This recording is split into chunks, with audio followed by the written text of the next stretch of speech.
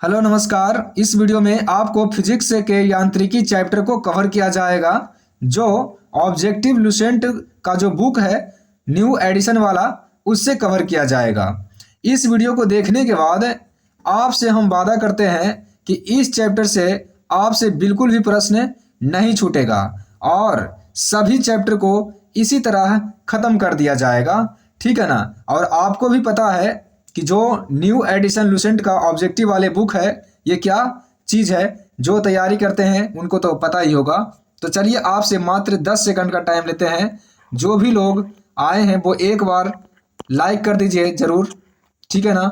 और चैनल को सब्सक्राइब ज़रूर कर लीजिए और वीडियो के कमेंट बॉक्स में एक प्यारा सा कमेंट ज़रूर कर दीजिए और अपने दोस्तों के पास शेयर कर दीजिए, क्योंकि बीच में कोई भी बात नहीं किया जाएगा। चलिए अब वीडियो को शुरू करते हैं और पहला प्रश्न देखिए क्या है।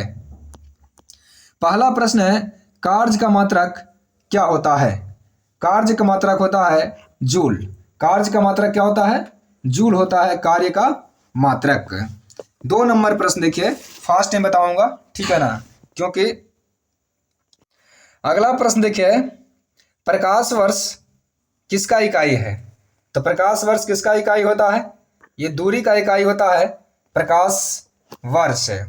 अगला प्रश्न देखिए 3 नंबर, और थोड़ा फास्ट बताऊंगा, ठीक है ना, क्योंकि आपके सामने ऑप्शन दिया हुआ है, आप खुद चूज कीजिएगा आपको कितना आता है, ठीक है ना। बल की एसआई मात्रक क्या होता है? बल का एसआई मात्रक होता है न्यूटन। बल का एसआई मात्रक क्या होता है? न्यूटन होता है। चाल की एसआई मात्रक क्या होता है? चाल का एसआई मात्रक होता है मीटर प्रति सेकंड है। पारसेक, पारसेक क्या है? तो ये दूरी का मात्रक होता है पारसेक, ठीक है ना। देखिए प्रकाश वर्ष भी दूरी का मात्रक है और पारसेक भी दूरी का मात्रक है, कंफ्यूज नहीं होना है। अगला प्रश्न देखिए, अगला प्रश्न देखिए, निम्नलिखित में से माप की कौन सी एक इकाई है जो ब्रह्मांड के विस्तार की दर की व्याख्या करता है। यानी ब्रह्मांड के विस्तार की दर की व्याख्या कौन सा मात्रक करता है ये आपको बताना है। तो हबल नियतांक करता है। हबल नियतांक ब्रह्मांड के विस्तार की दर की व्याख्या, हबल नियतांक। और देखिए ये पूछा हुआ जो एग्जाम में है, इधर देखिए एसएससी 2022 में पूछा है, ये आरआरबी रेलवे में पूछा है, ये एसएससी में पूछा है। तो इधर वाले आप जानते होंगे, ये सब बताने की जरूरत नहीं है, आप बच्चे तो होंगे नहीं। अगला प्रश्न है, ल्यूमेन किसका मात्रक है? ल्यूमेन है ज्योति फ्लक्स का मात्रक होता है ल्यूमेन। भौतिक मात्रा ज्योति किसकी इकाई है? ज्योति, ज्योति किसका इकाई होता है? ये ऑप्शन से है, डरिएगा नहीं। लक्स का ये सही मात्रक होता है ज्योति। पास्कल किसका इकाई है? पास्कल, पास्कल होता है दाब का ऐसा मात्रक पास्कल होता है। कैंडेला किसका मात्रक होता है? कैंडेला 10 नंबर में आ जाइए। कैंडेला ऐसा ही मात्रक किसका होता है? यह ज्योति तीव्रता का ऐसा ही मात्रक कैंडेला होता है। ऊर्जा का ऐसा ही मात्रक क्या होता है? ऊर्जा का ऐसा ही मात्रक क्या होता है? तो ऊर्जा का ऐसा ही मात्रक होता है क्या, बताइए? जूल, जूल होता है ऊर्जा का ऐसा ही मात्रक। चुंबकीय क्षेत्र की माप की इकाई क्या है? यानी चुंबकीय क्षेत्र का मात्रक क्या होता है? यह होता है टेस्ला। हर्ट्ज क्या मापने की यूनिट है? हर्ट्ज से क्या मापा जाता है? तो हर्ट्ज से मापा जाता है तरंगों की आवृत्ति। आवृत्ति का ऐसा ही मात्रक होता है हर्ट्ज। विद्युत मात्रा की इकाई क्या है? यानी विद्युत धारा को किससे मापते हैं? क्या माप, कौन सा यह मतलब इकाई है? एम्पियर, एम्पियर होता है। 15 नंबर देखिए प्रश्न, आपको आराम आराम से पढ़ाएंगे और ये चैप्टर खत्म करा दिया जाएगा। आप इस चैप्टर को क्या करिए कि एक जगह रख दीजिए और आप कुछ भी काम करते रहिए, खाना बनाइए या कुछ भी काम करिए और सुनते रहिए, आपको याद हो जाएगा। एएसआई पद्धति में लेंस की शक्ति की इकाई क्या होता है? लेंस की शक्ति का एएसआई मात्रक क्या होता है? तो इसका राइट आंसर हो जाएगा डायोप्टर। ध्वनि की तीव्रता मापने की इकाई क्या है? ध्वनि की तीव्रता किससे मापी जाती है? तो यह है डेसिबल से मापी जाती है ध्वनि की तीव्रता। विद्युत धारा को किससे मापा जाता है? तो किससे मापते हैं बताइए। तो इसका राइट आंसर हो जाएगा ऑप्शन डी, एम्पियर से। विद्युत आवेश की एसआई मात्रक क्या होता है? विद्युत आवेश का एसआई मात्रक होता है कूलाम। और थोड़ा स्लो स्लो इसलिए बता रहे हैं क्योंकि आप भी थोड़ा सा सोचें इसलिए। निम्नलिखित में से तापमान का एसआई मात्रक क्या होता है? तो तापमान का एसआई मात्रक होता है kelvin. Option B right answer हो जाएगा। विद्युत ऊर्जा की व्यावसायिक इकाई क्या होता है? विद्युत ऊर्जा की व्यावसायिक इकाई क्या होता है? तो ये होता है किलोवाट प्रति घंटा। किलोवाट प्रति घंटा होता है। संवेग का एसआई मात्रक क्या होता है? संवेग का एसआई मात्रक क्या होता है बताइए। तो इसका राइट आंसर हो जाएगा केजी मीटर प्रति सेकंड। केजी मीटर प्रति सेकंड। अगला देखिए, ये थोड़ा सा लंबे टाइप का प्रश्न है, तो ये एनडीए में पूछा हुआ 2021 में। ठीक है। प्रकाश वर्ष के संबंध में निम्नलिखित कथनों पर विचार कीजिए। कौन सही है कौन गलत ये आपको विचार करना है। ठीक है, ये विचार कर लीजिए आप। हम आपको सही सही ऑप्शन बता देता हूं, आप विचार कर लीजिएगा। ठीक है ना। इसका राइट आंसर हो जाएगा ऑप्शन डी, केवल और केवल एक सही है। यानी प्रकाश वर्ष अति दीर्घ दूरियां मापने के मात्रक हैं। यानी सबसे लंबी दूरी मापने का एक मापक यंत्र है ये। ठीक है, प्रकाश वर्ष। बस एक ही सही है, केवल एक। निम्नलिखित में से कौन सा एक ऊर्जा का मात्रक नहीं है? क्योंकि हम देखिए इतना बड़ा पढ़ेंगे तो ज़्यादा टाइम लगेगा ना, तो आप पढ़ लीजिएगा, वीडियो रोक कर थोड़ा सा समझ के आप बनाइएगा। 23 नंबर बताता हूं मैं। निम्नलिखित में से कौन सा एक ऊर्जा का मात्रक नहीं है? ऊर्जा का मात्रक इनमें से कौन नहीं है? तो ये ऊर्जा का मात्रक नहीं है केजी मीटर प्रति सेकंड स्क्वायर। केजी मीटर प्रति सेकंड स्क्वायर नहीं है। दीप्त तीव्रता को मापने के लिए, यानी दीप्त तीव्रता का एसआई मात्रक क्या होता है? इसका राइट आंसर हो जाएगा कैंडेला। दीप्त तीव्रता का एसआई मात्रक कैंडेला होता है। अगला देखिए, निम्नलिखित में से कौन सा मात्रक वही मात्रक मापता है जो एसआई पास्कल द्वारा मापी जाती है? यानी पास्कल द्वारा वही मापते हैं। कौन सा, मैंने सेम कौन सा है ये देखिए, यहां से फिर से आपको बता रहा हूं। निम्नलिखित में कौन सा मात्रक वही मात्रा मापता है जो एसआई पास्कल द्वारा मापी जाती है? पास्कल द्वारा कौन क्या मापा जाता है ये आपसे पूछा गया है। तो टॉर मापता है वही जो पास्कल मापता है। ठीक है ना। पास्कल किसका, दाब का एसआई मात्रक पास्कल, तो टॉर भी दाब को ही मापता है। निम्नलिखित में से ऊष्मागतिकी तापमान की एसआई मात्रक क्या है? ऊष्मागतिकी यानी थर्मोडायनेमिक का एसआई मात्रक क्या होता है? तो इसका राइट आंसर हो जाएगा ऑप्शन डी, केल्विन। तापमान का एसआई मात्रक क्या होता है? केल्विन। अभी आपको बता चुके हैं, बस घुमा दिया है आपको। किए गए कार्य की इकाई क्या है? बस घुमाया हुआ प्रश्न है। तो कार्य का इकाई क्या है, यानी कार्य का पूछा है आपसे, तो कार्य का इकाई क्या है? जूल। ठीक है। त्वरण ज्ञात करने का सही सूत्र क्या है? ए बराबर क्या फॉर्मूला होता है? त्वरण को ये बोलते हैं एक्सेलरेशन। तो ए बराबर क्या फॉर्मूला होता है? तो इसका राइट आंसर हो जाएगा ए बराबर होता है v माइनस यू बटा टी। v माइनस यू बटा टी होता है ए बराबर। पहला ऑप्शन सही है। त्वरण का एसआई मात्रक क्या होता है? त्वरण का एसआई मात्रक होता है मीटर प्रति second square. Option D right answer हो जाएगा, मीटर प्रति सेकंड स्क्वायर। मिलाने वाला है ये, मिलाइएगा आप। देखिए क्या है कि एक को दूसरे मिलाना है। ठीक है ना। तो एक को दूसरे मिलाना है, तो इसमें कौन सा राइट आंसर हो जाएगा ये आपको बताना है। तो इसका राइट आंसर क्या होगा? देखिए, एक उच्च वेग किसका होता है? उच्च वेग से किसको मिलाना है आपको? ठीक है ना। तो एक का ये होगा माइक। ठीक है, ए का क्या होगा? ये होगा, यानी ऑप्शन सी याद रखेंगे। ए का ए, बी का बी, सी का, और मतलब सेम है ये। ठीक है, ये सेम है। देखिए, ऊर्जा का एसआई मात्रक क्या होता है? जूल।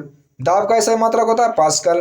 तरंगदैर्घ्य का एसआई मात्रक क्या होता है? एंगस्ट्रॉम। अब बच गया ये, तो उच्च वेग का क्या होता है? मैक। ठीक है ना। थोड़ा सा दिमाग लगाना है, क्योंकि लुसेंट का है तो आप जानते ही हो। सूची 1 सूची 2 को मिलाना, इसको ही मिलाना है, ठीक है ना। तो मिलाइए। आपको पता हो कि दूरी किसका मात्रक है? दूरी का मात्रक होता है प्रकाश वर्ष। ये तो हो गया, यानी a का 3, यानी a का 3 हो गया।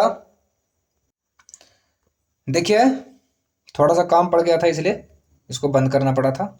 हाँ तो देखिए दूरी का ऐसा ही मात्रक क्या होता है? ये प्रकाश वर्ष का होता है दूरी, ठीक है। पदार्थ की मात्रा का क्या होता है? मोल होता है, ठीक है ना। विद्युत आवेश, आवेश का क्या होता है? कूलाम होता है। और ऊर्जा का क्या होता है? तो ऊर्जा का क्या हो जाएगा? वाट घंटा हो जाएगा। तो हो गया, ठीक है ना। दूरी का क्या हो गया? कूलाम। पदार्थ का क्या हो गया? मात्रा का मोल हो गया। आवेश का क्या होगा? विद्युत आवेश का कूलाम हो गया। और ऊर्जा का क्या हो गया? वाट घंटा हो गया, ठीक है ना। ऑप्शन कौन सा सही हो जाएगा इसमें? देख लीजिए, ऑप्शन ए सही हो जाएगा, ए राइट आंसर, ठीक है। अगला प्रश्न देखिए, ये भी मिलाने वाले हैं।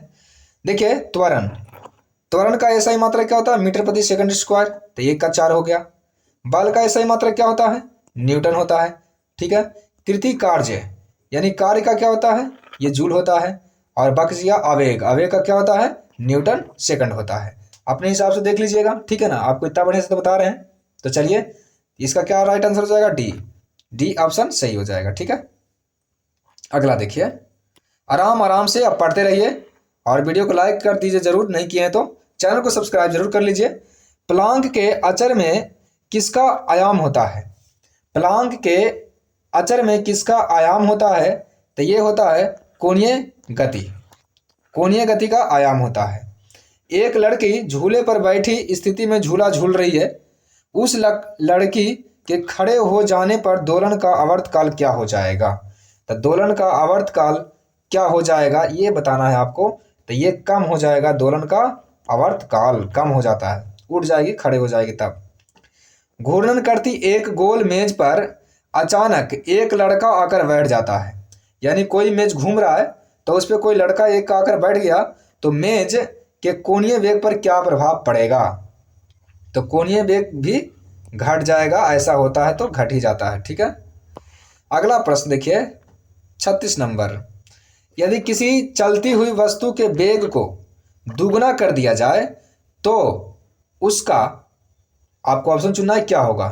वेग को दुगना कर देंगे तो क्या क्या प्रभाव पड़ने वाले हैं? तो उसकी गतिज ऊर्जा जो होगी 4 गुनी हो जाएगी। वेग दुगना करेंगे तो गतिज ऊर्जा 4 गुना हो जाएगा, ठीक है ना। अगला, किसी पिंड के द्रव्यमान तथा भार में अंतर होता है क्योंकि, द्रव्यमान और भार में अंतर होता है क्यों अंतर होता है? तो इसका कारण है द्रव्यमान स्थिर रहता है जबकि भार बदलते रहता है। द्रव्यमान कभी नहीं बदलता है, भार बदलता है। भार एक अदिश राशि है, ये आप इतना भी याद रख लेगा, और द्रव्यमान एक सदिश राशि है, ठीक है ना, याद रखिएगा। ये चंद्रमा पर बदल जाएगा, यानी कहीं भी बदल जाएगा, ये कभी नहीं बदलेगा द्रव्यमान, याद रखिएगा, इंपॉर्टेंट प्रश्न है ये। किसी भी स्थिर या गतिशील वस्तु की स्थिति और दिशा में तब तक कोई परिवर्तन नहीं होता जब तक कि उस पर कोई बाहरी बल कार्य न करे। ये आप पढ़े होंगे, ये न्यूटन का कौन सा नियम है? ये न्यूटन का पहला नियम है, न्यूटन का गति का प्रथम नियम है कि जब तक कि उस पर कोई बाहरी बल कार्य न करेगा उसमें कोई परिवर्तन नहीं होगा। न्यूटन का पहला नियम आपको तो पता ही होगा। किसी असंतुलित बल द्वारा किसी पिंड में उत्पन्न त्वरण क्या होता है? किसी असंतुलित बल द्वारा किसी पिंड में उत्पन्न त्वरण क्या होता है?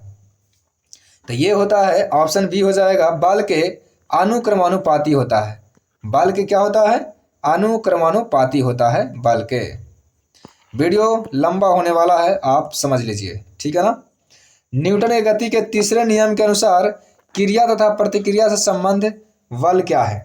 क्रिया और प्रतिक्रिया से क्या संबंध है? तो ये हमेशा भिन्न भिन्न वस्तुओं पर ही लगे होने चाहिए, ये हमेशा भिन्न भिन्न वस्तुओं पर ही लगे होने चाहिए।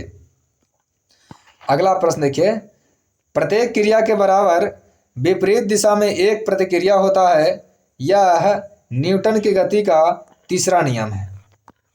क्रिया के बराबर विपरीत प्रतिक्रिया न्यूटन के तीसरा गति नियम है ये। जल में तैरना न्यूटन की गति के किस नियम के कारण संभव है? जल में तैरना हो, जमीन पर चलना हो, ठीक है ना, तो ये किस नियम का? ये तीसरा नियम का पालन करता है ये, ठीक है। यदि यानी कोई पिंड तब तक विराम अवस्था में बना रहेगा जब तक उस पर कोई बाहरी बल कार्य न करे, यह किसने कहा था? यह न्यूटन का पहला नियम था, यानी न्यूटन ने कहे थे। बल की परिभाषा न्यूटन के किस नियम से मिलता है? तो पहला नियम से मिलता है, गति के पहले नियम से बल की परिभाषा मिलते हैं न्यूटन के गति के पहले नियम से।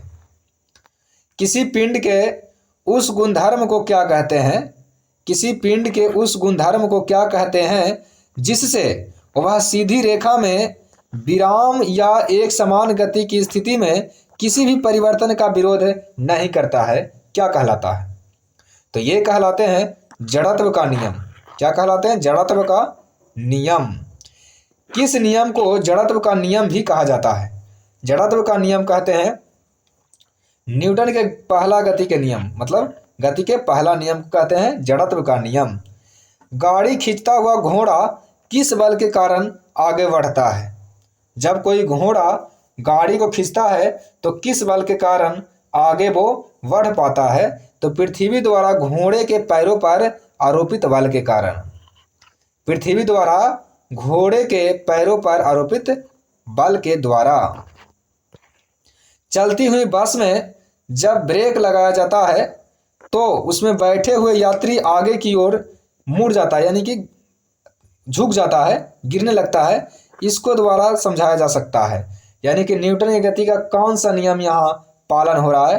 तो ये पहला नियम के द्वारा पालन, मतलब पहला नियम के द्वारा ऐसा होता है कि जब कोई बस है उसमें एकाएक ब्रेक लगाएंगे तो यात्री आगे की ओर झुक जाएगा। ये न्यूटन के पहला नियम है। अगला, रॉकेट किस सिद्धांत पर कार्य करते हैं? रॉकेट किस सिद्धांत पर कार्य करते हैं? तो गति का संरक्षण, यानी कि संवेग संरक्षण, यानी गति के संरक्षण। संवेग संरक्षण ऑप्शन में नहीं है, तो गति के संरक्षण नियम के अनुसार अश्व यदि एकाएक चलना शुरू कर दे, या मैंने घोड़ा एकाएक चलना शुरू कर दे तो उस पर बैठा हुआ अश्वरोही जिसको बोलते हैं गिरने की आशंका होता है। किसके कारण? मतलब एकाएक चलेगा तो गिर जाएगा ना, तो किसके कारण ऐसा होगा ये आपको बताना है। तो इसका राइट आंसर हो जाएगा ऑप्शन सी, विराम जड़त्व के कारण। कौन से जड़त्व? विराम जड़त्व के कारण। और आप समझ रहे होंगे, आपको किसी भी तरह का परेशानी हो कमेंट में जरूर लिखिएगा कि हमें इस तरह का परेशानी हो, या समझने में या हमारी आवाज़ों में। अगर अच्छा लग रहा है तो ज़रूर कमेंट कीजिएगा कि आपका आवाज़ अच्छा है, या मतलब आपको पढ़ाने का स्टाइल अच्छा है, जो भी आपको अच्छा लगे, ठीक है।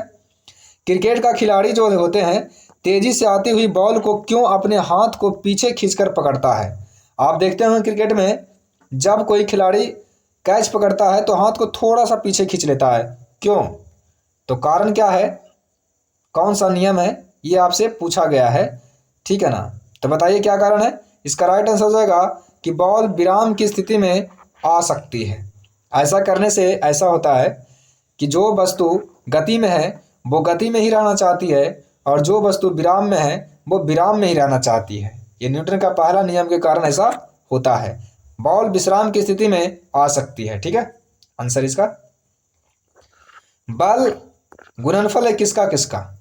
एफ बराबर क्या होता है? एफ फोर्स, एफ बराबर क्या होता है? एम ए होता है, आप जानते होंगे फॉर्मूला, यानी मास और एक्सेलरेशन, यानी द्रव्यमान और त्वरण का है। यानी ऑप्शन बी राइट आंसर हो जाएगा इसका।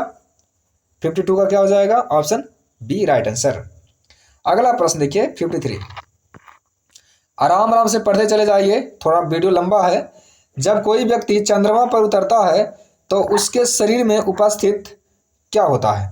क्या परिवर्तन होता है बताइए। जब चंद्रमा पे उतरता है तब तो भार घट जाता है तथा मात्रा अपरिवर्तित रहता है। देखिए अभी बताएं आपको, भार घट जाएगा लेकिन द्रव्यमान कोई प्रभाव नहीं पड़ेगा, यानी भार घट जाएगा तथा मात्रा अपरिवर्तित रहेगा, ठीक है। अगला प्रश्न, यदि हम भूमध्य रेखा से ध्रुवों की ओर जाते हैं तो जी का मान क्या होगा? भूमध्य रेखा से ध्रुव की ओर जाएंगे तो जी का मान पर क्या प्रभाव पड़ेगा आपको बताना है।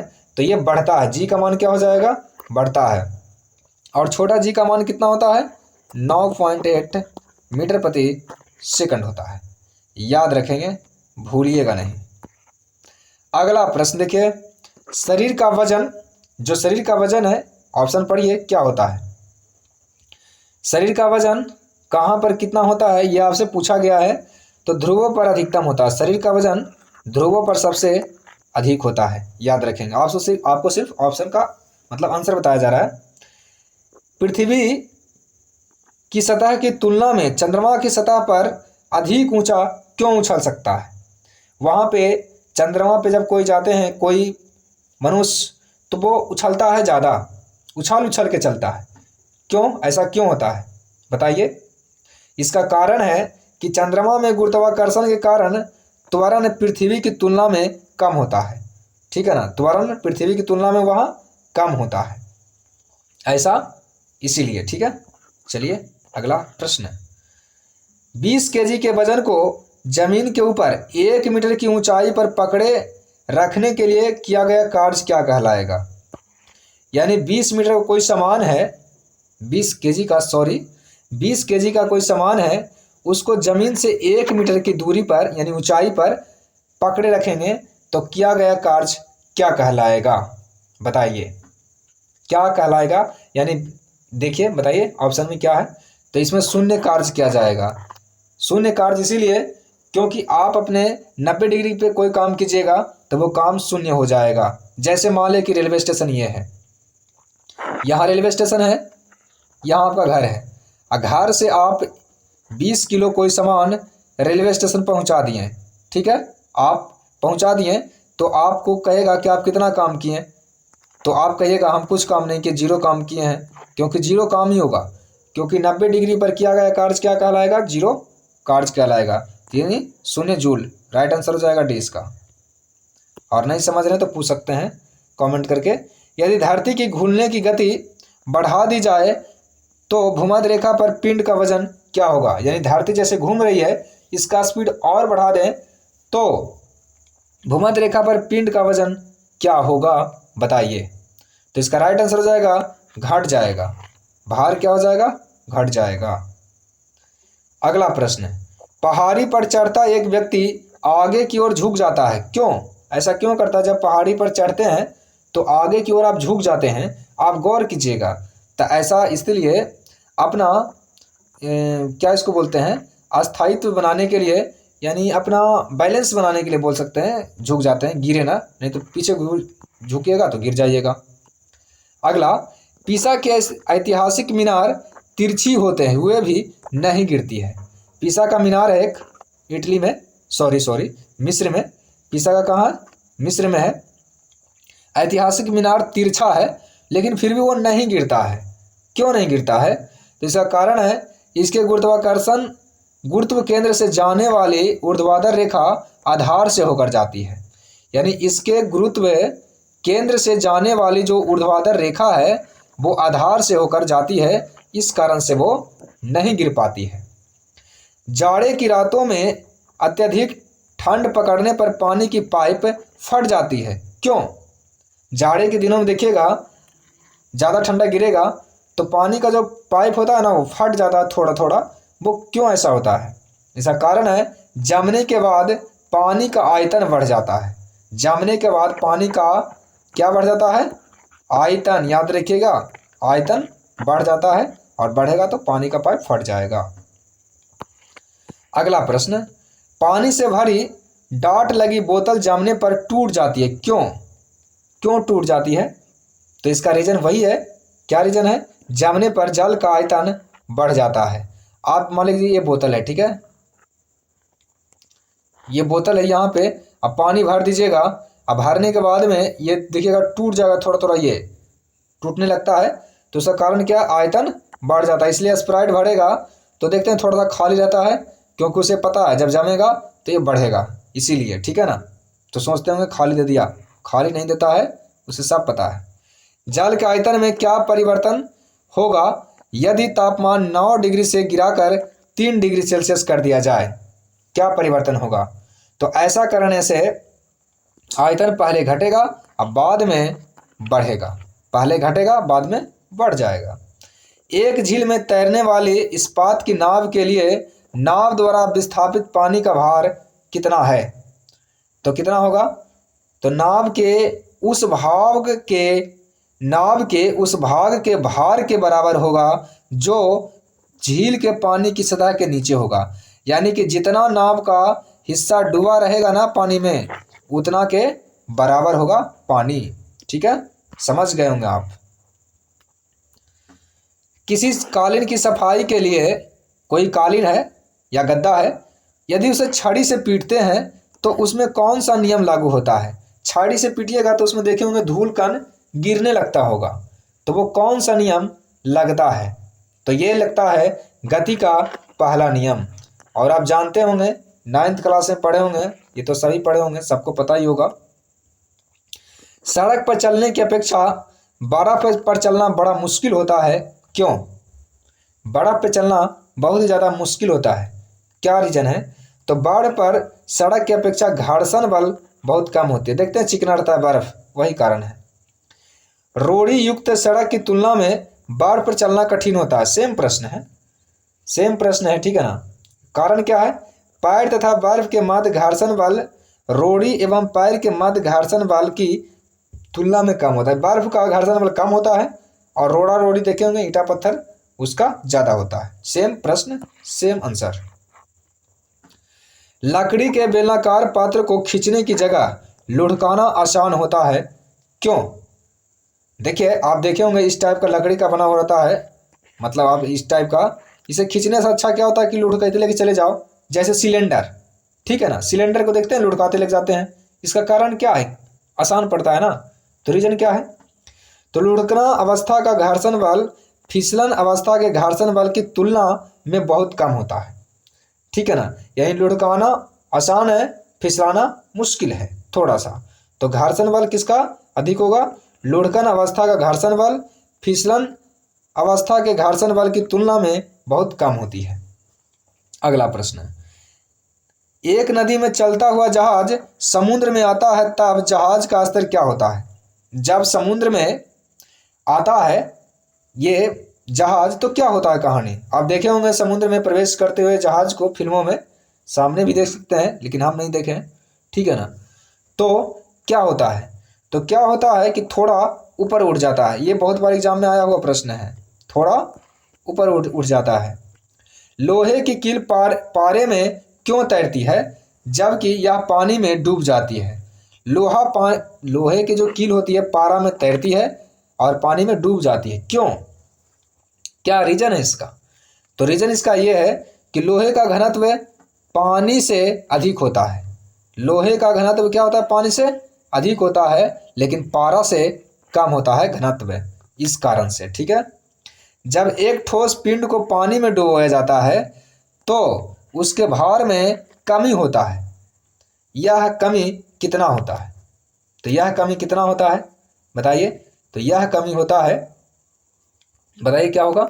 इसका राइट आंसर हो जाएगा ए, विस्थापित पानी के भार के बराबर। विस्थापित पानी के भार के बराबर। अगला प्रश्न है, बर्फ पानी में तैरती है, बर्फ पानी में तैरती है परंतु अल्कोहल में, दारू में डूब जाती है, क्यों? दारू में क्यों डूब जाती है? तो बर्फ पानी से हल्की होती है तथा अल्कोहल से भारी होती है, इस कारण से डूब जाती है। जो भारी रहेगा वो डूब ही जाएगा। स्टील की गोली पारे में तैरती है, क्यों? स्टील की गोली पानी में क्यों तैरती है? तो इसका कारण है कि पारे का घनत्व, सॉरी पानी नहीं, पारे लिखा हुआ है, गलती से बोल दिए हैं। पारे का घनत्व स्टील की घनत्व से अधिक होता है, यानी स्टील का घनत्व से पारे का घनत्व अधिक होता है। अभी लोहा वाला बताए थे ना, वही कहानी है। एक लोहे की गेंद पारद या मरकरी से भारी बाल्टी में गिराई जाती है तो क्या होगा? सेम प्रश्न है, ठीक है ना, सेम प्रश्न है। यह पारे की सतह पर तैरेगी, आपको याद करा दिया जाएगा, इतना सेम प्रश्न दे ही दिया गया है। किस तापमान पर जल का घनत्व अधिकतम होता है? जल का घनत्व अधिकतम कितना पर होता है? 4 डिग्री सेल्सियस पर अधिकतम होता है। वस्तु की मात्रा बदलने पर कौन अपरिवर्तित रहता है? कौन रहता है अपरिवर्तित? तो ये रहता है घनत्व, अपरिवर्तित रहता है घनत्व। अगला प्रश्न देखिए 77 नंबर। तैराक को नदी के मुकाबले समुद्र में तैरना आसान होता है, यानी कि नदी में तैरता है उससे आसान समुद्र में तैरना होता है। क्या रीजन है इसका? इसका रीजन है कि समुद्री पानी का घनत्व जो होता है साधारण पानी से ज़्यादा होता है। नमक की मात्रा होता है ना, तो उसका घनत्व क्या होता है? ज़्यादा होता है। समुद्री पानी का घनत्व साधारण पानी से ज़्यादा होता है। आप ऐसा कीजिए, एक आप बर्तन लीजिए, कटोरा लीजिए, ठीक है ना, उसमें नमक डाल दीजिए थोड़ा सा ज़्यादा करके, और उसमें अंडा डालिए, उसमें अंडा ऊपर हो जाएगा। एक दूसरा पानी लीजिए, मतलब दूसरा बर्तन लीजिए और उसमें पानी डालिए, उसमें नमक नहीं डालिए और अंडा डालिए, उसमें अंडा डूब जाएगी। किसके कारण? घनत्व के कारण, ठीक है ना। तो समुद्री पानी का घनत्व अधिक होता है साधारण पानी की अपेक्षा। अगला, बादल किस कारण से वायुमंडल में तैरते हैं? ये निम्न घनत्व के कारण वायुमंडल में तैरते हैं। समुद्र में प्लवन करते आइसबर्ग का कितना भाग समुद्र की सतह से ऊपर रहता है? यानी कि आप पानी में डालिएगा बर्फ तो कितना भाग ऊपर रहेगा, ये आपसे पूछा गया है। तो 1/10 भाग क्या रहेगा? ऊपर रहेगा। बांध के नीचे की दीवार मोटी बनाई जाती है, क्यों? जब आप बांध बांधते हैं तो नीचे का जो हिस्सा होता है मोटी बनाए जाते हैं, क्यों? कि गहराई बढ़ने के साथ द्रव का दाब बढ़ता है, और द्रव का दाब बढ़ेगा तो नीचे से ही तोड़ दिया जाएगा, ठीक है ना। अगला प्रश्न देखिए। अगला प्रश्न है, बर्फ पर स्केटिंग करना प्रदर्शित करता है कि दाब बढ़ाने पर बर्फ का गलनांक क्या हो जाएगा?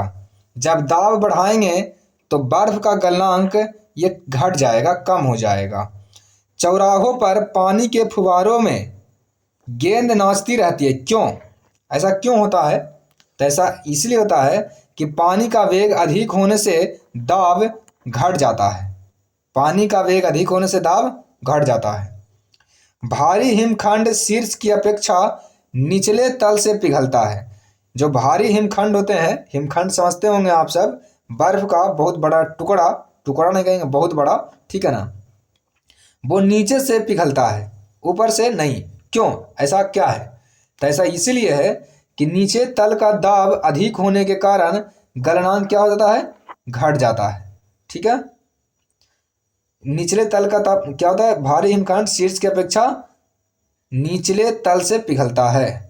याद रखिएगा, इसका क्या है कि निचले तल का दाब अधिक होने से उसका गलनांक क्या हो जाता है? घट जाता है। अगला प्रश्न देखिए। दलदल में फंसे व्यक्ति को लेट जाने की सलाह दी जाती है, क्यों? ऐसा क्यों कहा जाता है? तो क्षेत्रफल अधिक होने से दाब कम हो जाता है। क्षेत्रफल अधिक होगा तो कम दाब होगा, तो जल्दी उसमें नहीं जाएगा अंदर। बर्फ के दो टुकड़े को आपस में दबाने पर दोनों टुकड़े आपस में चिपक जाते हैं, इसका क्या कारण है? तो इसका कारण है दाब अधिक होने से बर्फ का गलनांक घट जाता है, यही कारण है, ठीक है। अगला प्रश्न, प्रायः तेज आंधी आने पर फूस या टीन की हल्की छतें उड़ जाती हैं, इसका क्या कारण है? तेज आंधी आएगी तब फूस क्यों उड़ जाएगा, छत? तो इसका कारण है कि छत के ऊपर बहने वाली उच्च वेग की वायु छत सतह पर दाब उत्पन्न कर देती है तथा छत के नीचे दाब सामान्य रहता है। छत के नीचे दाब सामान्य रहता है और ऊपर दाब अधिक हो जाता है, इस कारण से उड़ जाता है, ठीक है। राइट आंसर सी हो जाएगा। रेल की पटरी के नीचे लकड़ी या कंक्रीट की चौड़ी पट्टियां लगाई जाती है, जिससे क्यों लगाया जाता है? इससे क्या होता है कि रेलगाड़ी द्वारा लगाया गया दाब कम हो जाए, ठीक है ना, ये कम हो जाएगा, धंसेगा नहीं उसका पटरी। पहाड़ों पर कभी कभी व्यक्तियों के नाक एवं मुंह से खून निकलने लगता है, इसका रीजन क्या है? तो इसका रीजन है ऊंचाई बढ़ने के साथ वायुमंडलीय दाब घट जाता है, ठीक है ना। ऊंचाई बढ़ेगा, वायुमंडलीय दाब क्या होगा? घटेगा।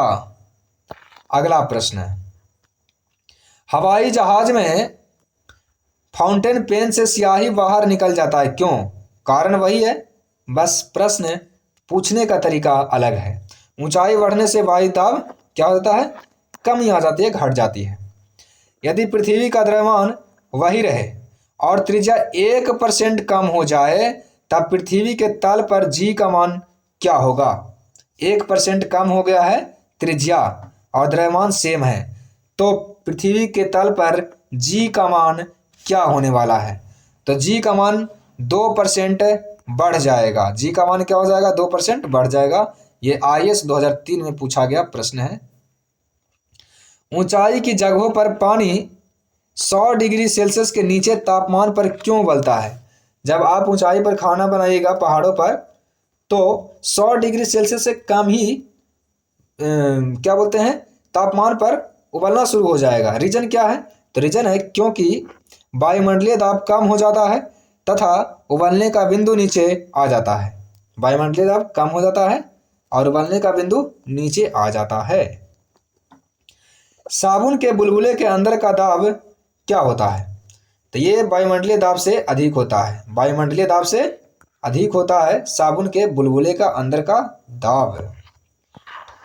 हम दलदली सड़कों पर क्यों फिसलते हैं? जो दलदली सड़कें होते हैं उस पे हम क्यों फिसलते हैं? तो कारण है घर्षण की कमी के कारण। घर्षण बल कम होते हैं, उसके कारण फिसल जाते हैं। जब बैरोमीटर का पारा अचानक गिर जाए तो क्या हो जाएगा? आंधी तूफान आ जाएगा। अचानक गिरेगा तो क्या हो जाएगा? आंधी तूफान।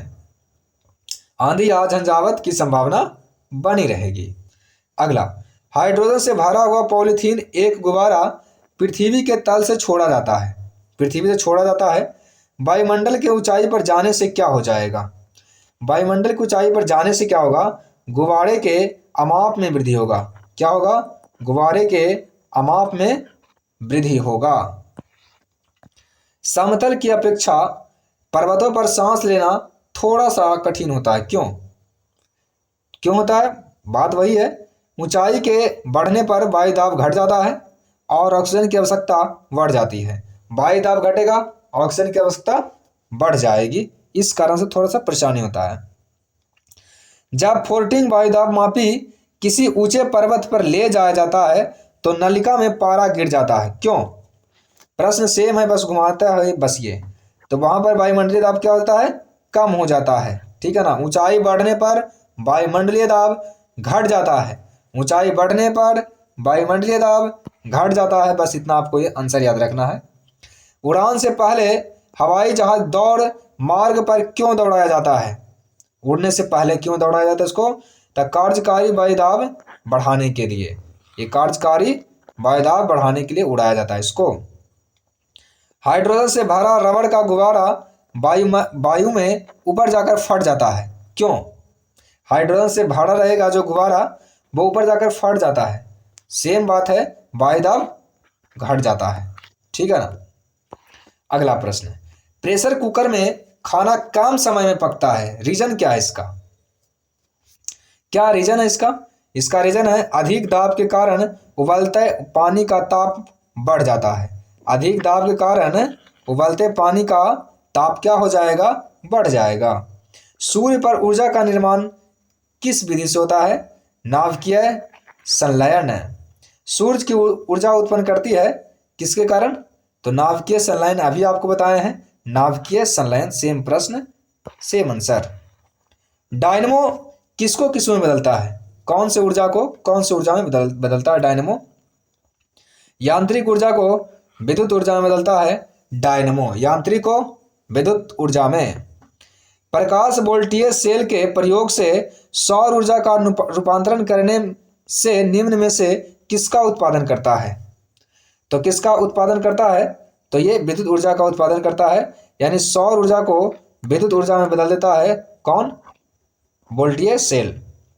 जब हम रबड़ के गद्दे वाले सीट पर बैठते हैं या गद्दे पर लेटते हैं तो उसका आकार परिवर्तन हो जाता है। आप जानते होंगे गद्दे पर बैठते होंगे तो गद्दा नीचे धंस जाता है। ऐसा पदार्थ में क्या पाया जाता है? ऐसा पदार्थ में क्या पाया जाता है? तो इसका राइट आंसर हो जाएगा स्थितिज ऊर्जा। निम्नलिखित में से किसमें गतिज ऊर्जा नहीं होता है? नहीं है, ऑप्शन दिया हुआ है। चली हुई में तो रहेगा, बहता हुआ पानी में रहेगा, चलता हुआ हथौड़ा में रहेगा, खींचा हुआ धनुष में नहीं रहेगा। राइट आंसर हो जाएगा डी, इसमें रहेगा स्थितिज ऊर्जा। अगला प्रश्न, जब एक चल वस्तु की गति दुगनी हो जाती है तो उसका गतिज ऊर्जा क्या हो जाएगा? तो उसका गतिज ऊर्जा हो जाएगा चौगुनी। गतिज ऊर्जा क्या हो जाएगा? चौगुनी हो जाएगी।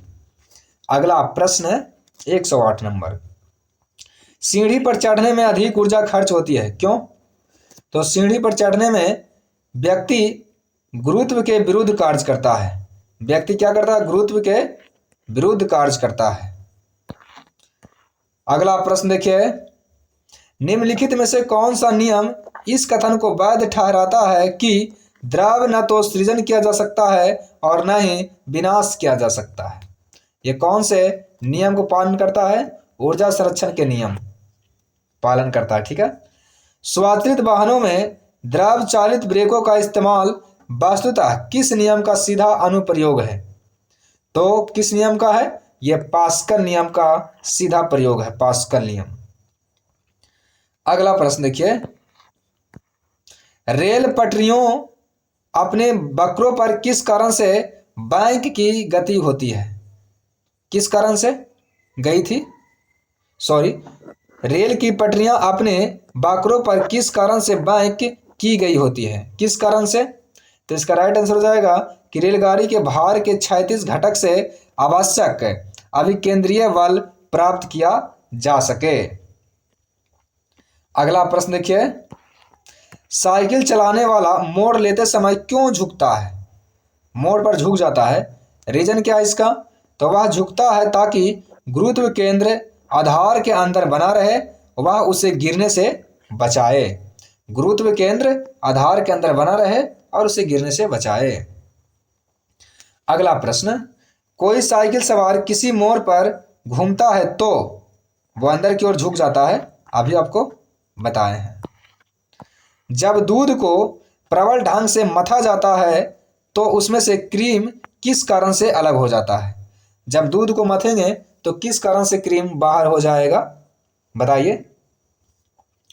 तो इसका राइट आंसर हो जाएगा ऑप्शन ए, आप केंद्रीय बल। आ पा केंद्रीय बल, आप केंद्रीय, याद रखिएगा, आ पा केंद्रीय बल।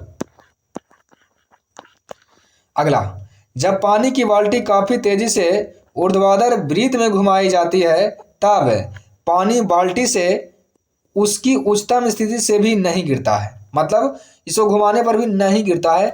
रीजन क्या है? तो आप केंद्र बल पानी के वजन से अधिक होता है। अब केंद्र बल जो होता है पानी के वजन से अधिक होता है, इस कारण से वो नहीं गिर पाता है। वॉशिंग मशीन किस सिद्धांत पर कार्य करते हैं? वॉशिंग मशीन, ये वॉशिंग मशीन करते हैं अपकेंद्र के सिद्धांत पर कार्य करते हैं, अपकेंद्रन बल के सिद्धांत पर। चंद्रमा पर वायुमंडल नहीं होने का क्या कारण है?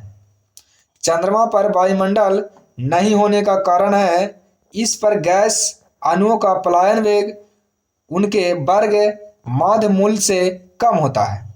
यानी इस पर गैस अणुओं का पलायन वेग उनके वर्ग माध्य मूल के मूल वेग से कम होता है। ठीक है, ऑप्शन डी राइट आंसर हो जाएगा इसका। अगला प्रश्न, निम्न में से क्या रैखिक बल के संरक्षण के आधार पर कार्य करते हैं? कौन कौन काम करते हैं? तो ये जेट विमान करते हैं, जेट विमान। पृथ्वी तल से किस न्यूनतम वेग से प्रक्षेपित किए जाने पर कोई रॉकेट पृथ्वी के गुरुत्वाकर्षण को पार करके अंतरिक्ष में चला जाएगा? यानी पृथ्वी का पलायन वेग पूछ रहा है, सीधे सीधे ये पूछे ना, इतना घुमा क्यों रहे हो? ठीक है ना, तो यही होता है घुमाने वाला, और इस टाइप से ही प्रश्न आपसे पूछा जाएगा एग्जाम में, और सभी प्रश्न घुमा के ही पूछा गया आपसे कि ये बताए नहीं। ठीक है ना, तो पृथ्वी का पलायन वेग होता है 11.2 किलोमीटर प्रति सेकंड। भू स्थिर उपग्रह का आवर्तकाल कितना होता है? भू स्थिर उपग्रह का आवर्तकाल होता है 24 घंटा। यदि किसी पिंड को पृथ्वी से 11.2 किलोमीटर प्रति घंटा के वेग से फेंका जाए तो वो कभी भी लौटकर नहीं आएगा पृथ्वी पर। ठीक है ना, तो वो पृथ्वी पर कभी नहीं लौटेगा। ऑप्शन ए राइट आंसर हो जाएगा। अगला प्रश्न देखिए, जब एक पत्थर को चांद की सतह से पृथ्वी पर लाया जाता है, चांद की सतह से पृथ्वी पर लाएंगे तो क्या परिवर्तन होगा? तो इसका भार बदल जाएगा लेकिन द्रव्यमान कभी नहीं बदलेगा। ठीक है। किसी लिफ्ट में बैठे हुए व्यक्ति को अपना भार कब अधिक महसूस होता है? जब ऊपर जाएगा ना लिफ्ट तो अधिक महसूस होगा। ठीक है ना। जब लिफ्ट त्वरित गति से ऊपर जा रही है और नीचे जाएगा तो देखते हैं हल्का टाइप का लगता है, तो हल्का। अगर डायरेक्ट डोरी टूट जाए लिफ्ट का तो समझ रहे हो, आपको जीरो महसूस होगा, लगेगा कुछ है नहीं, जीरो हो जाएगा। पृथ्वी के परितः घूमने वाले कृत्रिम उपग्रह से बाहर गिराई गई गेंद क्या होगा? जब बाहर गिरा देंगे गेंद तो पृथ्वी के परितः उपग्रह के समान आवर्त काल के साथ उसी कक्षा में ये घूमते रहेगी, कभी नहीं गिरेगी। अगला प्रश्न 125 नंबर देखिए, एक लिफ्ट में किसी व्यक्ति का प्रत्यक्ष भार वास्तविक भार से कम कब महसूस होता है? जब नीचे जाएगा, अभी आपको बताए थे, त्वरित के साथ नीचे जाएगा। अगला प्रश्न देखिए, किसी तुल्यकारी उपग्रह की पृथ्वी की सतह से ऊंचाई लगभग कितना होता है? यानी उपग्रह को कितना ऊंचाई में प्रक्षेपित किया जाता है? लगभग 36,000 किलोमीटर। घुमा घुमा के बस पूछता है ये। टेनिस की गेंद मैदान की अपेक्षा किसी पहाड़ी पर अधिक उछलती है, क्यों? वही कहानी जो आपको बताए थे। इसका राइट आंसर हो जाएगा, पर्वतों पर पृथ्वी का गुरुत्वीय त्वरण कम होता है। पर्वतों पर पृथ्वी की अपेक्षा गुरुत्वीय त्वरण अधिक होती है। अगला प्रश्न देखिए, यदि पृथ्वी का गुरुत्वाकर्षण बल अचानक लुप्त हो जाए, यानी पृथ्वी का गुरुत्वाकर्षण बल खत्म हो जाए, तो निम्नलिखित में से कौन सा परिणाम सही होगा? क्या सही हो जाएगा? यानी वस्तु का भार शून्य हो जाएगा परंतु द्रव्यमान वही रहेगा, यानी द्रव्यमान कभी नहीं बदलेगा। पृथ्वी के गुरुत्वाकर्षण का कितना भाग चंद्रमा के गुरुत्वाकर्षण के नजदीक होता, सबसे नजदीक होता है? तो कितना होता है? 1/6 होता है। 1/6 ये रेलवे में पूछा था। लोला की आवर्तकाल कितना होता है? मतलब किस पर निर्भर करता है लोला का आवर्तकाल? ये लंबाई के ऊपर निर्भर करता है, लोला का आवर्तकाल लंबाई पर। लोला घड़ियां गर्मियों में क्यों सुस्त हो जाती है? तो गर्मियों में लोला घड़ियां क्यों सुस्त हो जाती है? तो लोला की लंबाई बढ़ जाती है, जिससे इकाई दोलन में लगा हुआ समय बढ़ जाता है। यानी लोला की लंबाई क्या हो जाता है? बढ़ जाता है, जिससे इकाई दोलन में लगा हुआ समय बढ़ जाता है। किसी सरल लोलक की लंबाई 4% बढ़ा दी जाए तो उसका आवर्तकाल क्या होगा? 4% बढ़ा देंगे तो उसका आवर्तकाल हो जाएगा 2% बढ़ जाएगा। अगला प्रश्न देखिए, यदि लोलक की लंबाई 4 गुनी कर दी जाए तो लोलक के झूलने का समय क्या होगा? लोलक की लंबाई 4 गुना कर दिया गया है तो क्या हो जाएगा? ये हो जाएगा दुगना हो जाएगा। अभी तो सेम बताए थे प्रश्न, ये भी रिले में पूछा है। पेंडुलम को चंद्रमा पर ले जाने पर उसकी समय अवधि क्या होगा? परिवर्तन आपको बताना है, तब बढ़ेगी। समय अवधि क्या हो जाएगी? बढ़ जाएगी चंद्रमा पर। एक कण का द्रव्यमान m है तथा संवेग p है, इसकी गतिज ऊर्जा क्या होगी? इसकी गतिज ऊर्जा क्या होगी? d। इसका p²/2m हो जाएगा। ठीक है। अगला प्रश्न देखिए, हुक का सिद्धांत निम्नलिखित में से किससे संबंधित है? हुक का सिद्धांत संबंधित है प्रत्यास्था से। किससे? प्रत्यास्था से। तेल की एक छोटी बूंद पानी पर फैल जाती है, रीजन बताइए इसका, क्यों? क्या रीजन हो सकता है इसका? इसका रीजन है तेल का पृष्ठ तनाव अधिक होता है। तेल का पृष्ठ तनाव क्या होता है? अधिक होता है। साबुन के द्वारा सतहों को साफ करने का सिद्धांत किस पे आधारित है? किस पे आधारित है? तो ये पृष्ठ तनाव पर आधारित है, सरफेस टेंशन। ये एनडीए 2013 और 2019 से पूछा हुआ प्रश्न 2 बार। वर्षा की बूंद का आकार गोलाकार होता है किसके कारण? पृष्ठ तनाव के कारण। एक द्रव बूंद गोलियाकार होता है किसके कारण? पृष्ठ तनाव के कारण। ठीक है ना, ये सब सेम प्रश्न है। अगला प्रश्न देखिए, बस घुमा घुमा के आपसे पूछा जाता है, एक ही प्रश्न होता है अधिकतर।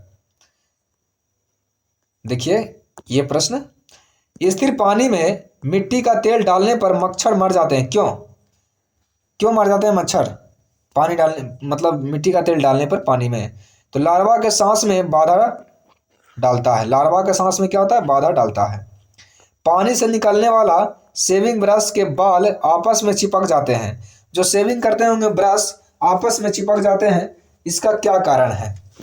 इसका कारण है पृष्ठ तनाव। कारण है इसका कौन सा? पृष्ठ तनाव।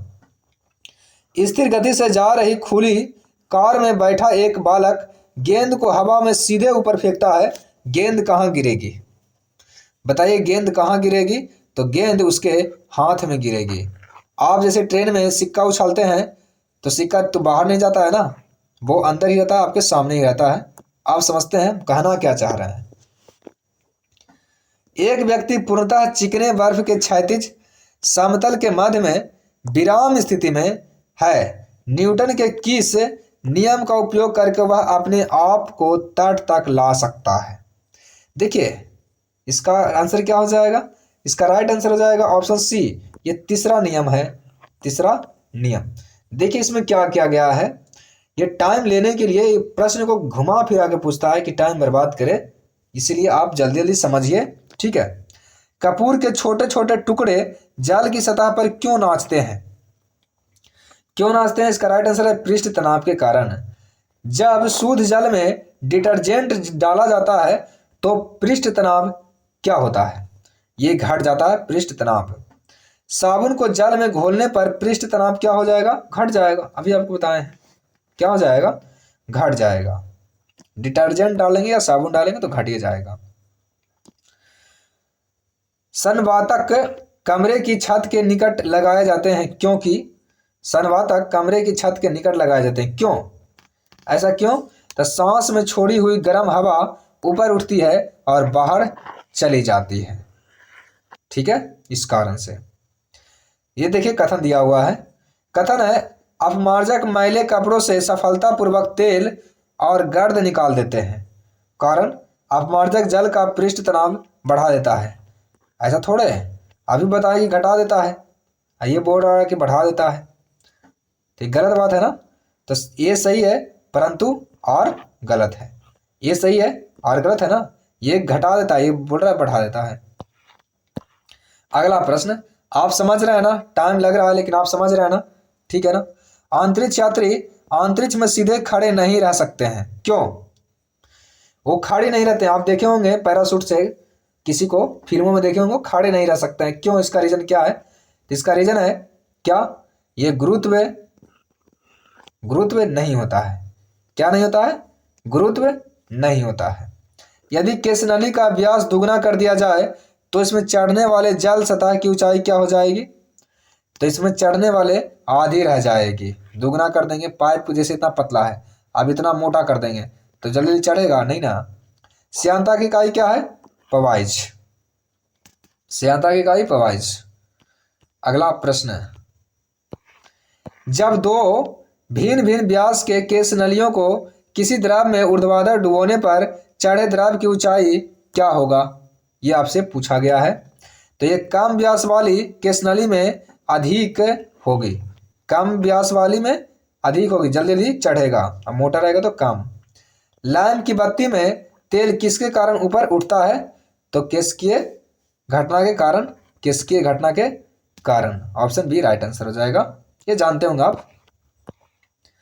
पानी में लोहे की सुई डूब जाती है लेकिन जहाज तैरता है, यह किस सिद्धांत पर कार्य करता है? यह सिद्धांत पर कौन से? आर्किमिडीज के सिद्धांत पर। आर्किमिडीज का नियम निम्नलिखित में से किससे संबंधित है? आर्किमिडीज का नियम किससे संबंधित है? प्लवन का नियम से संबंधित है। प्लवन का नियम। जब कोई वस्तु किसी द्रव में पूर्णतः या आंशिक रूप से डुबाई जाती है तो उसके भार में कुछ कमी प्रतीत होता है तथा उसके भार में आभासी कमी उस वस्तु के द्वारा हटाए गए द्रव के भार के बराबर होता है। यह सिद्धांत किसका है? यह सिद्धांत आर्किमिडीज के सिद्धांत हैं। ठीक है ना। पानी में कोई वस्तु को डालिएगा तो जितना भारी रहेगा उतना भारी आपको महसूस नहीं होगा। उत्प्लावकता से संबंधित कौन सा वैज्ञानिक है? आर्किमिडीज जी हैं, आर्किमिडीज। ठीक है ना, कौन है? आर्किमिडीज। अगला प्रश्न, द्रव में आंशिक या पूर्णतः डूबे हुए किसी ठोस द्वारा प्राप्त उछाल की मात्रा किस पर निर्भर करती है? तो किस पर निर्भर करती है? ऑप्शन ए राइट आंसर हो जाएगा। ऑप्शन ए राइट आंसर हो जाएगा। अगला प्रश्न, जल पृष्ठ पर लोहे के टुकड़े के न तैरने का कारण क्या है? यानी कि जल के पृष्ठ पर लोहा क्यों नहीं तैरता है, डूब जाता है? रीजन बताइए इसका। लोहे द्वारा विस्थापित जल का भार लोहे के भार से कम होता है। यानी कि जितना लोहा का भार है उससे कम भार होता है किसका? पानी का। यानी लोहे द्वारा विस्थापित जल का भार लोहे के भार से कम होता है। लोहे का भार ज्यादा होता है, पानी का भार कम होता है। कोई भी नाव डूब जाएगी यदि वह पानी हटाती है अपने क्या? इसका क्या हो जाएगा आंसर? कब डूब सकती है? तो आयतन के बराबर, अपने आयतन के बराबर पानी हटाएगी तो डूब जाएगी। ठीक है। महान वैज्ञानिक आर्किमिडीज किस देश के रहने वाले थे? ये ग्रीस के रहने वाले थे। पानी की बूंदों का तलीय पृष्ठों पर न चिपकने का कारण क्या है? न चिपकने का कारण क्या है? असंजक बल है, असंजक बल का अभाव। तुल्यकारी उपग्रह घूमता है पृथ्वी के गिर्द, कैसे घूमता है? ये पश्चिम से पूरब घूमता है। तुल्यकारी उपग्रह घूमता है पृथ्वी के गिर्द पश्चिम से पूरब। पहिए में बॉल वायरिंग का कार्य क्या है? बॉल बेरिंग जो देखे होंगे आप सब, बॉल बेरिंग, उसका काम क्या है? घुमाने के काम आता है। यह स्थैतिक घर्षण को गतिज घर्षण में बदलता है। ये स्थिति को क्या मतलब है? गति में बदल देता है। ऐसे रहता है नहीं, उसमें ऐसे छोटा छोटा छोटा वायरिंग लगा दिया जाता है। ठीक है। अगला देखिए 166, थोड़ा लंबे हैं, इसका काम ही है घुमाना। जेट इंजन और रॉकेट के बारे में निम्नलिखित कथनों पर विचार कीजिए, करिए विचार। जेट इंजन अपने ऑक्सीजन पूर्ति के लिए परिवेश की वायु का प्रयोग करते हैं, अतः यह अंतरिक्ष में गति के लिए अनुपयुक्त होते हैं, ऐसा बोला गया। दूसरा, रॉकेट अपने ऑक्सीजन पूर्ति को गैस के रूप में और ईंधन में वहन करता है, तो उपयुक्त में से कौन सही है और कौन गलत है? ये दोनों के दोनों क्या है? सही है। ठीक है। पानी के एक गिलास में एक बर्फ का टुकड़ा तैर रहा है। जब बर्फ पिघल जाती है तो पानी के स्तर में क्या प्रभाव पड़ेगा? तो कोई प्रभाव नहीं पड़ेगा। ठीक है ना, उतना ही रहेगा, कोई प्रभाव नहीं पड़ने वाला है। अगला प्रश्न देखिए, एक ऊंची इमारत से एक गेंद 9.8 मीटर प्रति सेकंड स्क्वायर के एक समान त्वरण के साथ गिराई जाती है तो 3 सेकंड के बाद उसका वेग क्या होगा? 3 सेकंड के बाद उसका वेग क्या होगा? तो 3 सेकंड के बाद उसका वेग हो जाएगा 29.4 मीटर प्रति सेकंड है। यानी दोनों को क्या करते हैं?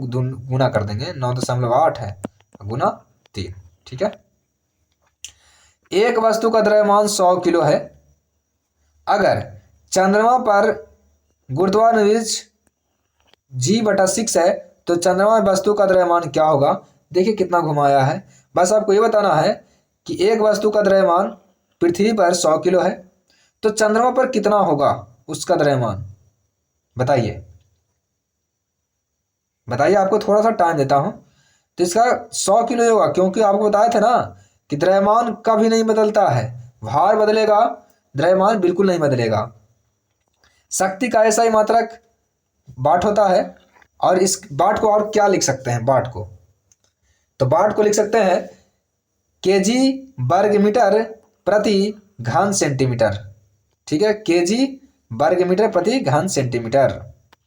अगला प्रश्न, भारहीनता की अवस्था में एक मोमबत्ती की ज्वाला का आकार हो जाएगा, कैसा हो जाएगा?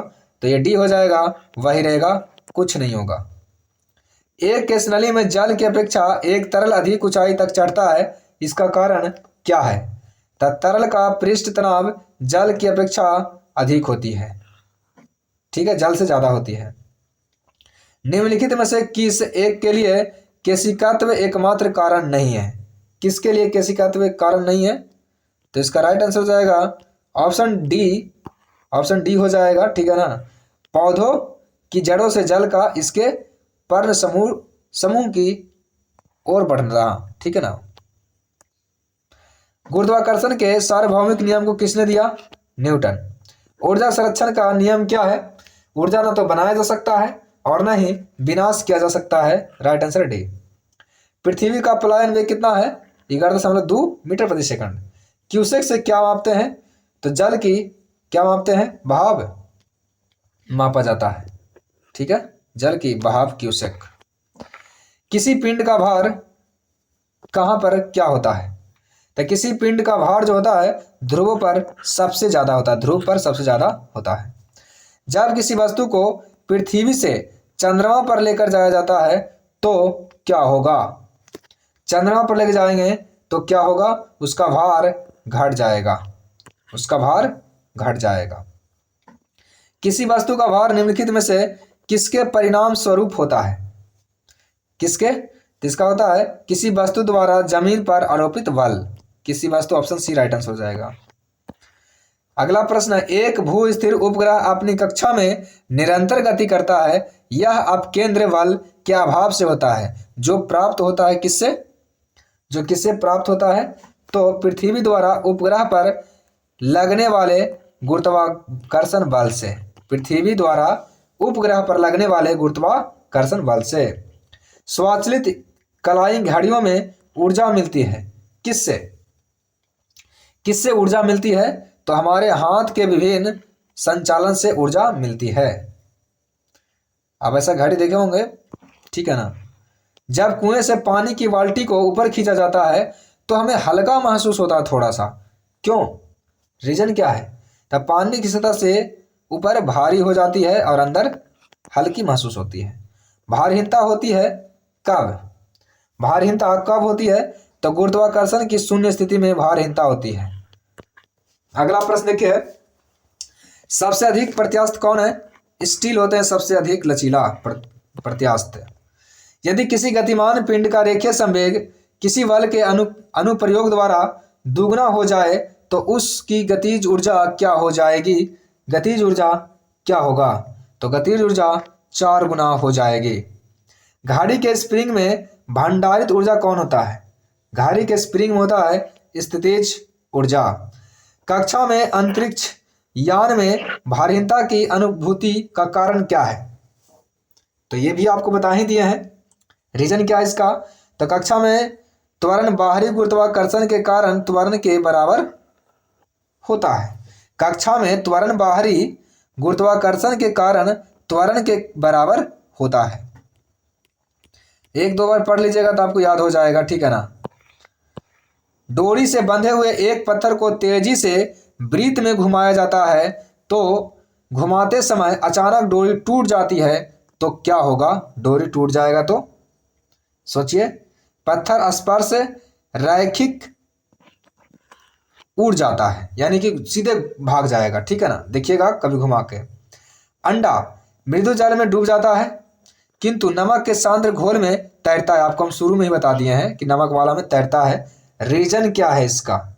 तैरेगा तो तैरेगा ही, लेकिन रीजन आपको बताना है। तो नमक के घोल का घनत्व अंडे के घनत्व से अधिक होता है। अंडे के घनत्व से अधिक होगा नमक के घोल का घनत्व। किसी व्यक्ति को मुक्त रूप से घूर्णन कर रहे घूर्णी मंच पर अपनी कोणीय चाल कम करने के लिए क्या करना चाहिए? तो कोणीय चाल को कम करने के लिए इसे अपने हाथ एक साथ मिला ले, कोणीय घट जाएगा कोणीय चाल, ठीक है ना। अगला प्रश्न देखिए कौन सा है? साबुन कपड़ों की बेहतर सफाई में क्यों सहायक होता है? साबुन बेहतर सफाई में क्यों सहायक होता है? यह घोल के 191 का शायद गलती बता दिया हूं, ठीक है ना, सॉरी उसके लिए। देखिए, किसी व्यक्ति को मुक्त रूप से घूर्णन कर रहे घूर्णी मंच पर अपनी चाल कम करने के लिए क्या करना चाहिए? तो कम करने के लिए अपने हाथ बाहर की तरफ फैला लेना चाहिए। अपने हाथ बाहर की तरफ फैला लेना चाहिए। साबुन कपड़ों की बेहतर सफाई में क्यों सहायक होता है? यह घोल के पृष्ठीय तनाव को क्या करता है? कम कर देता है। ऑप्शन ए राइट आंसर हो जाएगा। गति को नियम को सबसे पहले किसने दिया? न्यूटन। न्यूटन ने दिए। डायनेमो इसे परिवर्तित करता है। डायनेमो किसको किसमें बदल देता है? ये आपसे एक बार और पूछे हैं शुरू में। ये यांत्रिक ऊर्जा को विद्युत ऊर्जा में बदल देता है डायनेमो। दूध से क्रीम निकालने पर दूध का घनत्व क्या हो जाता है? बढ़ जाता है। दूध का घनत्व क्या हो जाएगा? बढ़ जाएगा। निम्नलिखित कथनों में से कौन सा एक कथन सही नहीं है? सही कौन नहीं है बताइए? तो सही ये नहीं है। देखिए, किसी भी पिंड का भार भिन्न भिन्न ग्रहों पर भिन्न भिन्न होता है, सही है। किसी भी पिंड का द्रव्यमान पृथ्वी पर, चंद्रमा पर और रिक्त आकाश में समान होता है, ये भी सही है। किसी भी पिंड की भारहीनता की स्थिति उस पर लगने वाले गुरुत्वीय बल के प्रति संतुलित होने पर होती है, ये भी सही है। तो ये गलत है। पृथ्वी की सतह पर, समुद्र तल पर किसी भी पिंड का भार और द्रव्यमान समान होता है, गलत है। भार बदलता है और द्रव्यमान नहीं बदलता है। इस्पात गोले में पदार्थ की मात्रा उसका क्या होता है? तो क्या होता है इसका होता है द्रव्यमान। चंद्रमा पर वायुमंडल नहीं है, क्यों? इसका रीजन बताइए क्या है?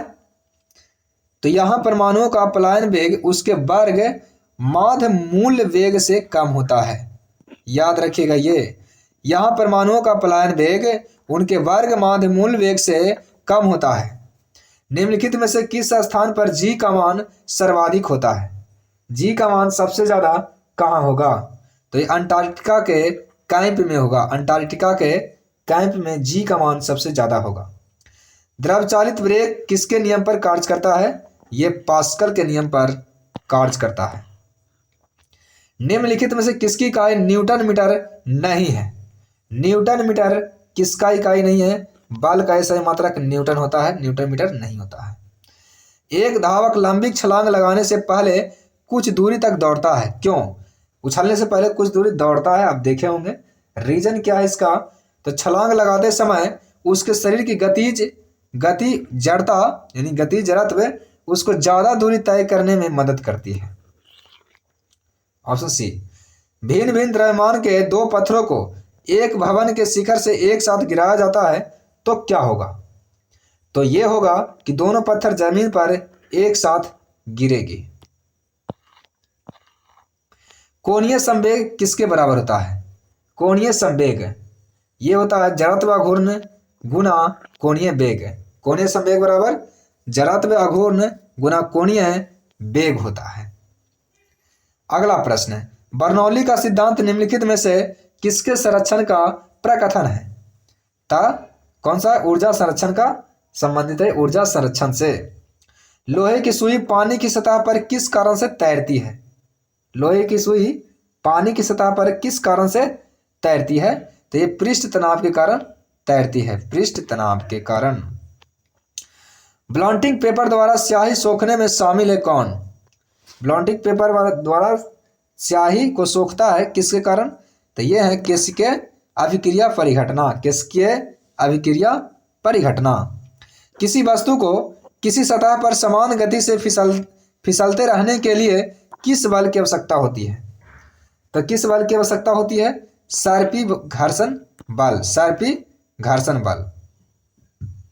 निम्नलिखित में से किसने न्यूटन से पहले ही बता दिया था कि सभी वस्तुएं पृथ्वी की ओर गुरुत्वाकर्षित होती है? किसने बता दिए थे? ब्रह्मगुप्त बता दिए थे, ब्रह्मगुप्त। यदि एक पेंडुलम से दो दोलन करने वाली घड़ी को पृथ्वी से चंद्रमा पर ले जाए तो घड़ी क्या हो जाएगी? घड़ी सुस्त हो जाएगी। ऑप्शन ए राइट आंसर हो जाएगा। गैस भरे गुब्बारे को नाखून की तुलना में सुई से फटना आसान क्यों होता है? नाखून से नहीं फूटता है लेकिन सुई से बहुत आसानी से फूट जाता है। रीजन इसका है, सुई गुब्बारों पर नाखून की तुलना में अधिक दबाव डालती है, ये जल्दी फूट जाती है। लिफ्ट में मनुष्य का प्रत्यक्ष वजन वास्तविक वजन से कम कब महसूस होगा? जब लिफ्ट नीचे जाएगी तो कम महसूस होगा, जब तेजी से नीचे जा रही है तब। क्रिकेट की गेंद को किस कोण से मारा जाना चाहिए ताकि वह अधिकतम दूरी जाएगा? तो किस कोण से मारेंगे कि वो अधिकतम दूरी तय करेगा? 45 डिग्री के कोण पर मारेंगे। अगला, उस बल का नाम क्या है जिससे पृथ्वी सब वस्तुओं को अपनी ओर खींचता है? तो इसे क्या कहते हैं? गुरुत्वाकर्षण बल कहते हैं, गुरुत्वाकर्षण बल। यदि दो पिंडों के मध्य दूरी को दुगना बढ़ा दिया जाए तो उसके बीच गुरुत्वीय बल क्या हो जाएगा? तो उसके बीच गुरुत्वीय बल 4 गुना हो जाएगा। न्यूटन का निम्न में से कौन सा नियम बल की परिभाषा देता है? तो पहला नियम देता है न्यूटन की गति का पहला नियम। बल की परिभाषा मिलता है किससे? न्यूटन की गति का पहला नियम से ना। ऑप्शन में डी दे रहा है, एक बार और पढ़ लेता हूं। न्यूटन का निम्न में से कौन सा नियम बल की परिभाषा नहीं लिखा हुआ है, परिमाण देता है। ये दूसरा नियम, गलती से बोल दिए थे परिभाषा, ये परिणाम कौन? दूसरा नियम देता है। ऑप्शन डी राइट आंसर हो जाएगा। हम भी इंसान है, थोड़ा गलती हो जाता है, माफ करिए। अपनी स्थिति अथवा स्वरूप में परिवर्तन के कारण किसी पिंड द्वारा धारित ऊर्जा को क्या कहते हैं? ये धारित ऊर्जा को क्या कहते हैं? ये स्थितिज ऊर्जा कहते हैं, स्थितिज ऊर्जा। निम्न में से कौन सी सदिश राशि नहीं है? सदिश राशि कौन नहीं है? विस्थापन है, बल आघूर्ण है, वेग है, गति नहीं है सदिश राशि। ठीक है। निम्नलिखित में से कौन सा गति के तीसरे नियम का एक अनुप्रयोग नहीं है? तीसरे नियम का एक अनुप्रयोग नहीं है। क्रिकेट के खेल में कैच लपकने के लिए क्षेत्ररक्षक गेंद के साथ अपने हाथ को पीछे हटाता है, यह पहला नियम है, तीसरा नहीं। तो राइट आंसर हो जाएगा सी। जड़त्व के संबंध में निम्नलिखित में कौन सा कथन सही है? सही कौन है? किसी वस्तु का जड़त्व उसका वह प्राकृतिक गुण है जो उसकी विराम या गति की अवस्था में परिवर्तन का विरोध करती है। दूसरा, किसी वस्तु का द्रव्यमान उसके जड़त्व की माप है। कौन हो जाएगा? ये दोनों सही है। ठीक है, दोनों क्या सही है। जड़त्व के बारे में सही कथन को पहचान कीजिए। जड़त्व के बारे में सही कथन क्या है? तो देखिए, द्रव्यमान जितना अधिक होगा जड़त्व उतना कम होगा, जड़त्व उतना कम होगा, द्रव्यमान ज्यादा जड़त्व कम हो जाएगा। राइट आंसर सी हो जाएगा। क्या बता दिया मैं, क्या हो रहा है? द्रव्यमान जितना अधिक होगा जड़त्व उतना अधिक होगा। ऑप्शन सी हो जाएगा। सॉरी, ठीक है ना, गलती हो रहा है, पता नहीं क्यों। जी का मान का खोज किसने किया? जी का खोज किसने नहीं किया? जी के मान का कौन किए थे? जी के मान, बड़ा जी का मान का खोज किसने किया? तो इसका राइट आंसर हो जाएगा कैवेंडिश, हेनरी कैवेंडिश। पृथ्वी के चारों ओर चंद्रमा की गति के लिए कौन सा बल उत्तरदायी है? कौन सा बल उत्तरदायी है? तो इसका राइट आंसर हो जाएगा ऑप्शन ए, अभिकेंद्रीय बल। अपेक्षिकता का सिद्धांत कौन से वैज्ञानिक ने दिया था? तो ये दिए थे आइंस्टीन। ई बराबर mc²। ठीक है ना, mc²। चलिए, वीडियो यहाँ पे समाप्त हो गया, यांत्रिकी खत्म हो गया है। इसके बाद में आपको ऊर्जा पढ़ाएंगे, अगला चैप्टर है ऊर्जा। ठीक है ना। तो जो लोग वीडियो को लाइक नहीं किए हैं कृपया लाइक कर दें, चैनल को सब्सक्राइब कर लें और कमेंट में एक अच्छा सा कमेंट कर दीजिए और दोस्तों के पास वीडियो को शेयर कर दीजिए। आपको वीडियो देखने के लिए बहुत बहुत धन्यवाद है।